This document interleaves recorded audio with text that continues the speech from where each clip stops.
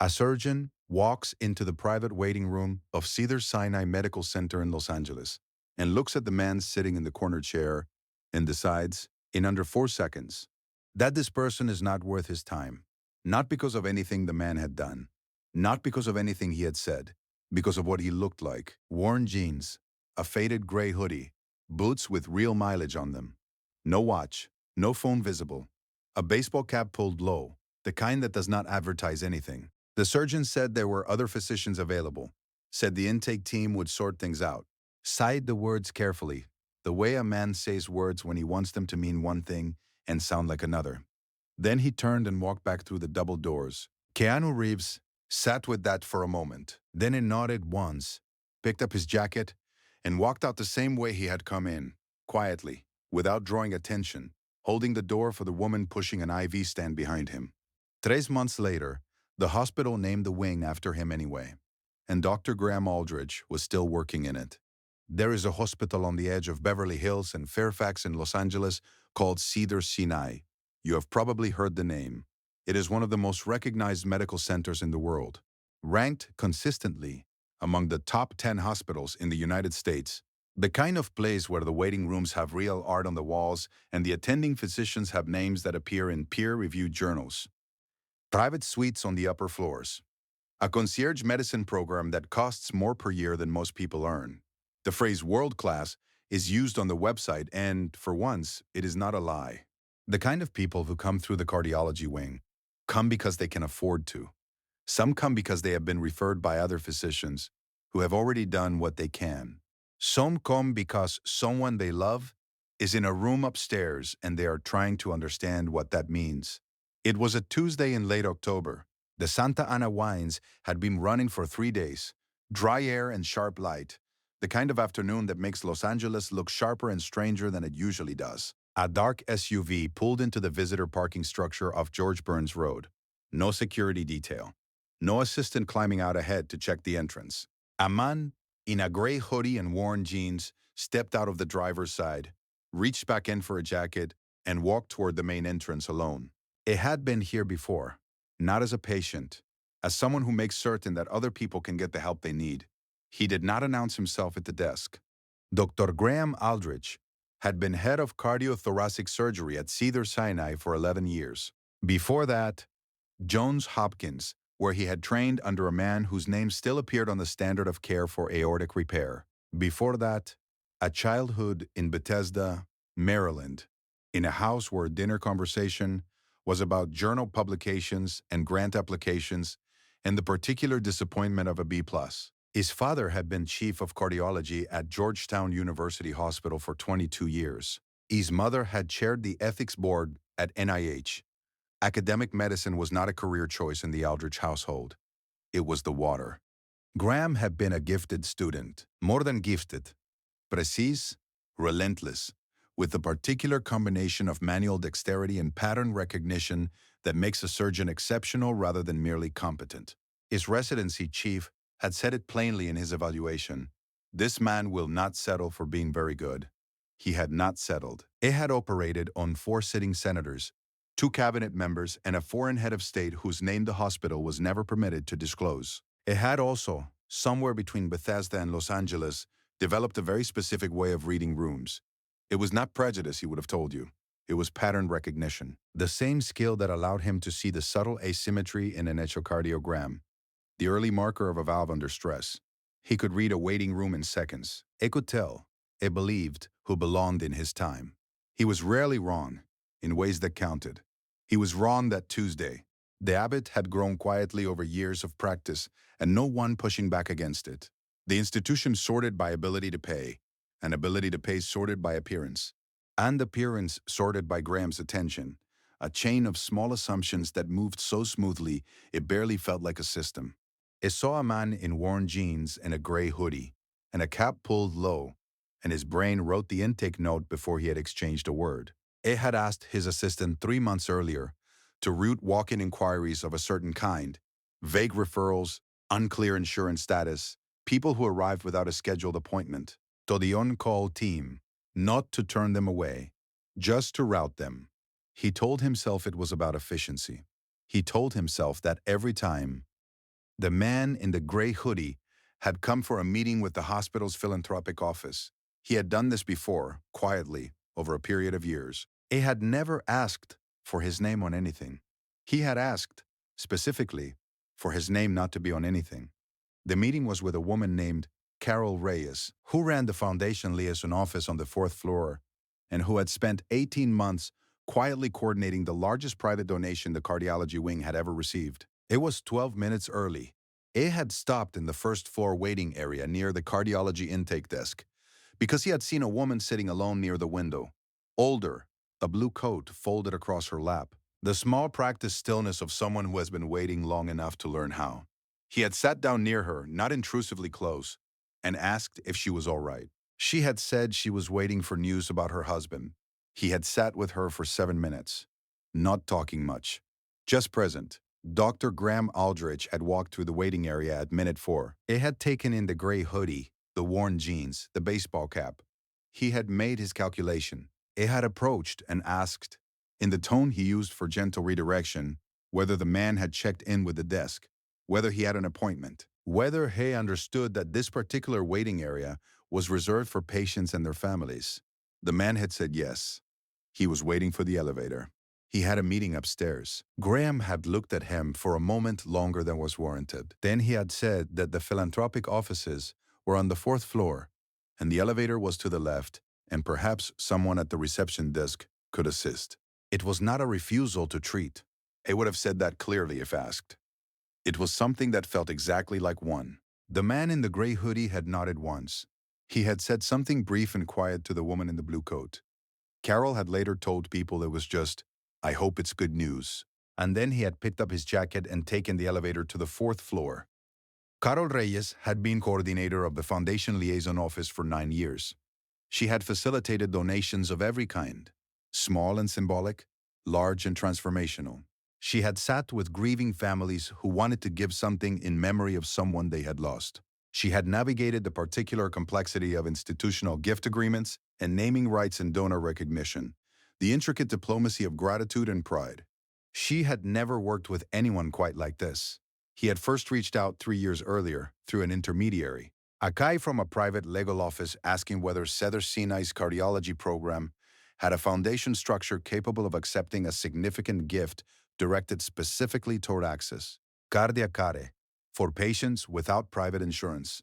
Reduction of the wait list for procedures the public system could not support quickly enough. A had made it clear he was not interested in naming rights. He had made it clear he was not interested in press coverage. He had made it clear he wanted the money used, not announced. The conversations had taken 18 months, not because of hesitation on either side, but because he had asked Carol to study the actual gaps in access, the specific procedures that patients in Los Angeles County were waiting longest for, the specific populations that were most likely to delay seeking care until a manageable condition had become a crisis. He had wanted the gift to do something real, not something symbolic. The number they arrived at, after 3 budget cycles and a feasibility review and a formal presentation to the board, was $46 million. The hospital's board had voted unanimously to name the expanded wing. He had thanked them. He had asked them not to. They had named it anyway. A compromise, his name in small letters over the entrance to the access care corridor, not the main atrium. He had accepted that. Carol had a framed photograph on her desk that she had not put there. A staff member had printed it and placed it while she was out. It was a photograph of the first patient to receive a procedure under the new access program. A 63-year-old bus driver from Inglewood named Marcus Webb, who had been waiting 14 months for a valve repair. She had been thinking about that photograph when she rode the elevator down to meet her guest. The lobby outside her office was quiet when he stepped out of the elevator. She recognized the hoodie before she recognized the face. He shook her hand, asked how she was, asked about the Marcus Webb program by name. They walked back to her office. He sat down across from her desk. She had brought coffee. He accepted it. The meeting was about the second phase of the gift, a partnership with a community health network in South LA. Cardiac screening for a population that historically did not reach a cardiologist until a crisis was already underway. He had been thinking about it for a year. He had questions about implementation. He asked them carefully, listening to the answers with the kind of attention that does not reach for the next question while the current one is still being answered. 40 minutos later, Carol walked him back to the elevator. She did not mention what had happened in the first floor waiting area. He had not mentioned it either. She found out 2 days later, when she was reviewing the floor security logs for an unrelated facilities question, and noticed the timestamp in the waiting area footage. She had asked the intake desk supervisor about it, carefully, without naming anyone. The supervisor had gone quiet. Carol did not go to administration directly. She was not someone who moved in straight lines when a curve would do less damage. She was also not someone who let something like this sit. She knew Graham Aldrich. Not well. The distance between a foundation liaison officer and a department chief is not small. But she had attended the same donor recognition events, had sat in the same board presentations. She knew his reputation.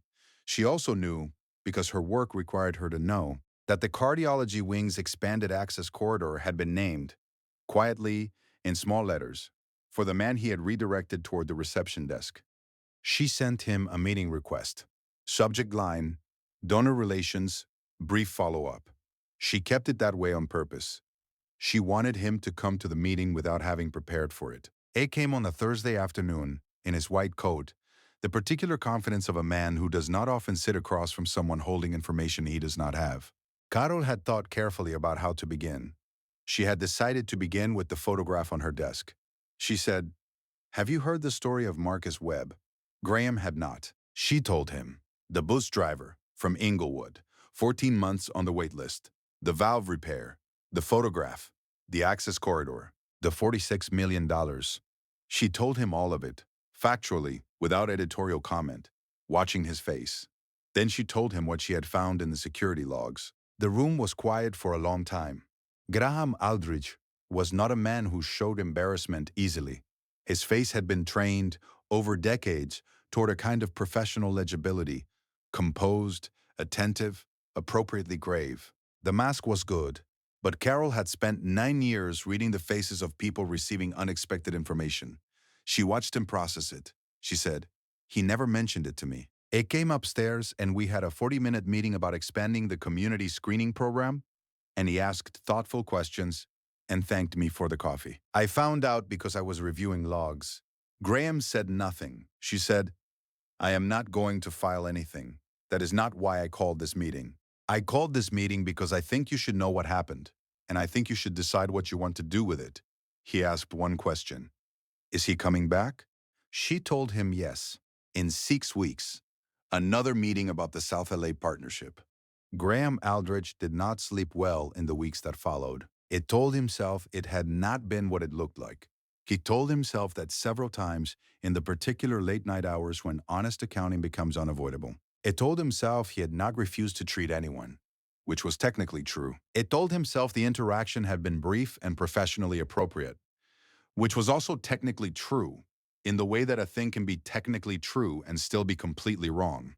It had a memory he had not thought about in a long time. It surfaced on the second sleepless night. He had been 23, his first year of medical school at Hopkins. There had been a patient, a man brought in from a shelter on Baltimore's west side, a cardiac event that had been written off initially as anxiety. The attending had moved on quickly. Graham had lingered, had done the additional examination, had flagged the anomaly to a second attending. The man had been in surgery 4 hours later. He had not thought about that story in years. He had stopped being that residency, somewhere between residency and department chief. He had not noticed the stop-in. The distance between who he had been at 23 and who he had been in that waiting room, in 4 seconds, looking at a gray hoodie and worn jeans. He sat with that distance. It was not comfortable. He did not call Carol Reyes. He called the intake desk supervisor and asked, carefully without explaining why, whether the man had been a regular visitor to the building. The supervisor said yes, 4 or 5 times a year, usually through the foundation liaison office, rarely announced, friendly with the security staff. Had once spent 20 minutes helping a family locate a floor they had been turned around on. Graham thanked her and hung up.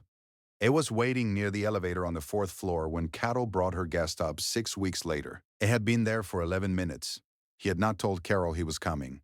He had simply arrived in his white coat, with nothing in his hands. The man in the gray hoodie came off the elevator and saw him standing there and tilted his head slightly, the small adjustment of a person recalibrating a room they expected to be different. Carol looked at Graham with an expression that asked a question without words. Graham said, "Mr. Reeves, I am Dr. Graham Aldridge. I owe you an apology." The man looked at him for a moment, without speaking. "I treated you dismissively 6 weeks ago in the first floor waiting area. I made a judgment I had no basis to make, and I acted on it in a way that was not acceptable. I am sorry." The hallway was quiet. A phone rang somewhere behind a closed door. Neither of them moved. The man said, "Okay, who's that?" Not an absolution, not a dismissal. Just an acknowledgement that the words had landed where they were meant to land. Then he said, "I appreciate that. Thank you." He held out his hand. Graham shook it. They stood there for a moment, a surgeon in a white coat and a man in a gray hoodie, in a corridor, named for a gift the surgeon had not known about when he redirected its donor toward the reception desk. Then Carol said she had coffee waiting in the conference room, and they both followed her down the hall. Graham Aldridge did not change overnight. That is not how this works, and the story would be smaller if it pretended otherwise. What happened in the months that followed was slower and more uneven than a reversal, more like the gradual shifting of a riverbed, which does not announce itself but changes the direction of everything moving through it. He requested a review of the cardiology department's intake practices. He framed it as an efficiency audit, which it partly was. What the review found was what he had suspected it would find: a pattern of differential wait times that correlated more closely with visible markers of economic status than with acuity. Not intentional policy, not anyone's stated design. The residue of 1,000 small individual decisions made under pressure, each one defensible in isolation, adding up to something that was not defensible at all. He presented the findings to the department in a Tuesday morning meeting. He said, "This is a problem. I am part of it. We are going to fix it." There were questions. There were defenses offered. He did not dismiss them, and he did not accept them. He said, "I understand the pressures. The pressures are real. And this is still what I am asking us to do." The new intake protocol took 4 months to design and 3 months to implement. The protocol removed visual intake cues from the initial triage worksheet. It added a structured acuity assessment that applied identically regardless of how a patient arrived or what they were wearing. A nurse named Patricia Dominguez, who had been in the cardiology unit for 14 years, told Graham during the implementation process that she had been waiting for someone to do this since her second year. He had not known her name before that conversation. He learned it. Carol Reyes was not in the corridor when Graham made his apology.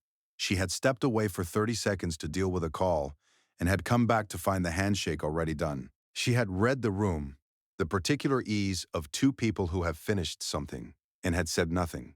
She told the story exactly once, to a colleague who asked why she looked lighter than usual on that Thursday. She told it in 4 sentences, leaving out most of the details. Her colleague had listened and said, "Huh." Carol had laughed. She had framed the Marcus Webb photograph properly after that, bought a real frame for it, replaced the staff-printed backing. She hung it on the wall where she could see it from her desk. 2 years later, the South LA cardiac screening program that had been the subject of that second meeting completed its first full annual cycle. 643 patients screened. 1 referred for follow-up care they would not otherwise have sought. 11 procedures performed that, without the referral, would likely not have occurred in time. The program's operating report did not name anyone. The acknowledgments page was 1 line. "This program exists because someone believed it should." I have been thinking about this story for longer than it took me to write it. The obvious thing to take from it is about humility, about making assumptions, about the gap between what we see and what we know. That lesson is there. It is real, but it is not the thing I keep coming back to. The thing I keep coming back to is Graham, waiting in the hallway for 11 minutes. It did not have to be there. He could have sent an email. He could have asked Carol to convey a message. He could have done the internal paperwork, the review, the protocol change, and called that sufficient. No one would have known the difference. The wing would still be named what it is named. The access program would still be running. He chose to be in the hallway. And I have been thinking about what it costs someone who has spent 30 years building a self-image around precision and competence to stand in a corridor in a white coat and say, I made a judgment. He had no basis to make, without hedging it, without explaining the pressures that produce that kind of thinking, without asking for context. I think it cost him something real. I think the fact that it cost him something is what made it mean something. I am not sure what I would have done. I would like to believe I would have found my way to that hallway. I am honestly not certain. This story is fictional, inspired by Keanu Reeves' well-known reputation for generosity, humility, and anonymous philanthropy. If something in this one stayed with you, drop a comment and tell me what it was. I read them. Share it with someone who might need to hear it today. Subscribe if you want to be here for the next one. See you in the next one.